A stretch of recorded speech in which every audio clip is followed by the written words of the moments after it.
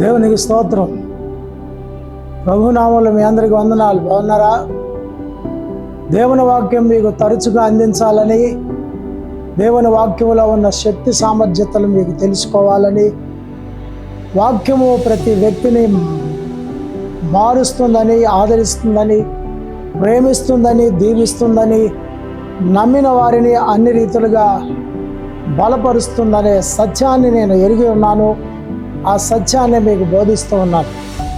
బైబిల్లో ఒక అద్భుతమైన మాట ఉందండి. అపోస్తల కార్యాలు 17వ అధ్యాయము 30వ వచనంలో, అజ్ఞాన కాలమందు దేవుడు చూచి చూడనట్టు ఉండేది, ఇప్పుడైతే అంతటను అందరూ మారు మనస్సు పొందవలని మనుషులకు ఆజ్ఞాపించుచున్నాడు. అంతటను అందరూ మారు మనస్సు పొందాలి. మారు మనస్సు దేవుడు ఇష్టపడేది. ప్రతి వ్యక్తిలో మార్పు అనేది చాలా ప్రాముఖ్యమైనది.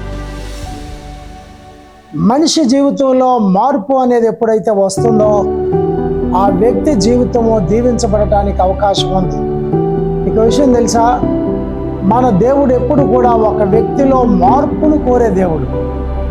మన ఆలోచనలు, మన అభిప్రాయాలు, మన మాటలు, మన జీవితం, మన సమస్తం కూడా దేవునికి ఇష్టముగా మారటం అన్నదే మారు మనసు.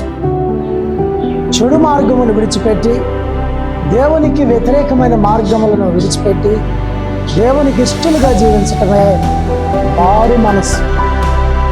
ఈ రోజుల్లో మనుషుల్లో భక్తి కుప్పలుగా ఉంటుంది. చాలా భక్తి చేస్తున్నారు మనుషులు. ఆలయాలు పోతున్నారు, భక్తి విషయాలు నమ్మకంగా ఉంటున్నారు, లెంట్లో చాలా నమ్మకంగా ఉన్నారు, క్రిస్మస్లో వస్తే చాలా వేలకు వేలు ఖర్చు పెడతారు, ఆలయాల్లో ఎంతో ఎన్నెన్నో చేస్తారు. కానీ వీటన్నిటికంటే మనిషిలో మార్పు అనేది చాలా ముఖ్యమైనది. ఒక వ్యక్తి మనస్సు మారినప్పుడే ఆ వ్యక్తి జీవితంలో దేవుని ఉద్దేశాలు నెరవేర్చడానికి అవకాశం ఉంది. ఈ వాక్యం వింటున్న మీ జీవితాల్లో ఒకసారి మీరు ఆలోచించండి. మీరు మార్పును కోరుకున్నారా? మారు మనసు పొందారా?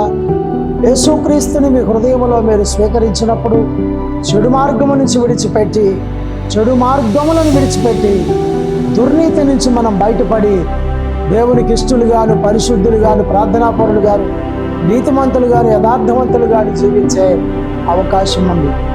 కాబట్టి అందరూ అంతటా మారు మనస్సు పొందాలని దేవుడు నరులకు ఆజ్ఞాపించున్నాడు. మారు మనస్సు అనేది అది ఒక మతము కాదండి. దేవుడు మనుషులకు ఇచ్చిన శాసనం లేక ఆజ్ఞ. ఎందుకంటే మనిషి మారకపోతే ఆ వ్యక్తికి పరలోకం లేదు. మనిషి మార్పు లేకపోతే మనిషిని ప్రభు దీవించలేదు. అందుకే దేవుడు యాకోబుని ఇశ్రాయేలుగా మార్చినట్లు, అబ్రహాముగా మార్చినట్లు, పేతురుని సీమోనుగా మార్చినట్లు, సౌలుని పౌలుగా మార్చినట్లు మనం లేఖనాలు చూస్తూ ఉన్నాం.